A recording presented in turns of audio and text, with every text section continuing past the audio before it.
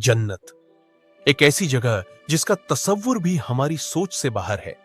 जहां ऐसे बाग होंगे जिनकी हरियाली आंखों को ठंडक देगी, जहां शराब की नहरें होंगी, दूध और शहद की नदियां बहेंगी और चारों तरफ ऐसी खूबसूरती होगी जो इंसान के दिल को मोह लेगी।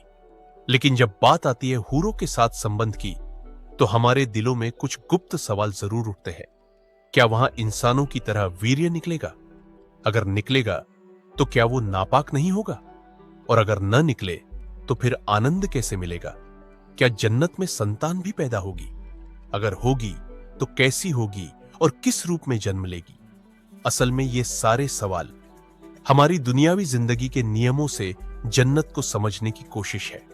तो आइए आज हम कुरान और हदीस की रोशनी में इन गुप्त रहस्यों से पर्दा उठाएंगे। पूरा वीडियो जरूर देखिए, क्योंकि हर सवाल का जवाब आपको ले जाएगा एक नई सच्चाई और एक नई समझ की ओर।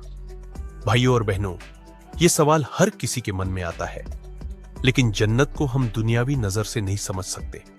आज हम कुरान और हदीस की रोशनी में इन गुप्त रहस्यों को जानेंगे और देखेंगे कि अल्लाह ने जन्नत के बारे में क्या वादा किया है। कुरान मजीद में कई जगह हूरों का जिक्र मिलता है। सबसे पहले सूरह अद-दुखान आयत नंबर 54 में अल्लाह फरमाता है, और हमने उन्हें बड़ी बड़ी सुंदर आंखों वाली हूरें दी है। फिर सूरह अल-वाक़िया आयत नंबर 22 में आता है, और उनके पास होंगी बड़ी बड़ी आंखों वाली हूरें। और सूरह अस-साफ़ात आयत नंबर 48 और 39 में उनकी खूबसूरती को ऐसे बयान किया गया है, गोया कि वे मोती की तरह छुपाए गए हों। यानी जन्नत की हूरें ऐसी होंगी जिनकी खूबसूरती का तसव्वुर भी हम इस दुनिया में नहीं कर सकते। हदीस में आता है कि अगर जन्नत की एक हूर दुनिया पर झांक ले तो पूरा आसमान और जमीन रोशनी और खुशबू से भर जाएगी। तिरमिजी शरीफ। सही मुस्लिम में आता है, जन्नत के लोग खाना पीना करेंगे, लेकिन वहां पेशाब, मल या गंदगी कुछ भी नहीं होगा। उनके शरीर से सिर्फ खुशबूदार पसीना निकलेगा। यानी जन्नत की नेमतें पूरी तरह पाक और गंदगी से रहित होंगी।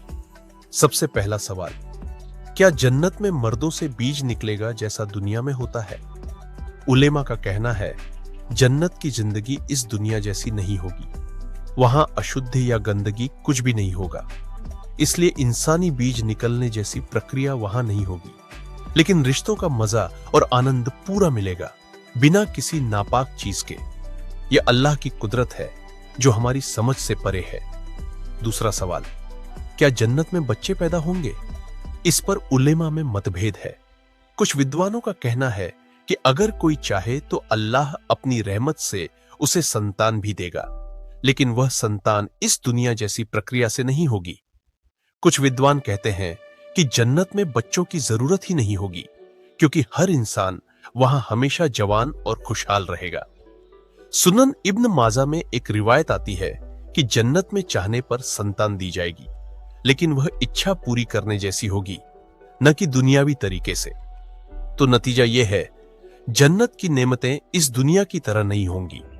वहां का प्यार, वहां का साथ, वहां की हूरें और वहां के रिश्ते सब कुछ पवित्र, पाक और अनंत आनंद देने वाले होंगे।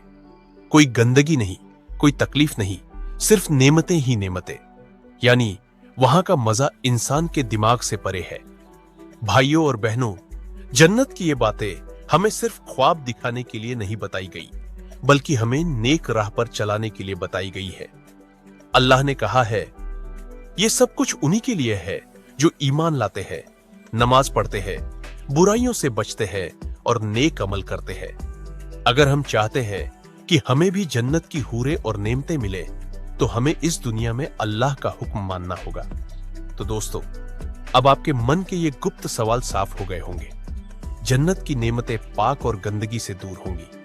अल्लाह हमें भी जन्नतुल फिरदौस नसीब करे, आमीन।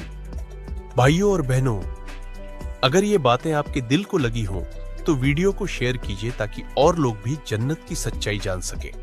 और कमेंट में बताइए अगला वीडियो किस टॉपिक पर बनाना चाहिए।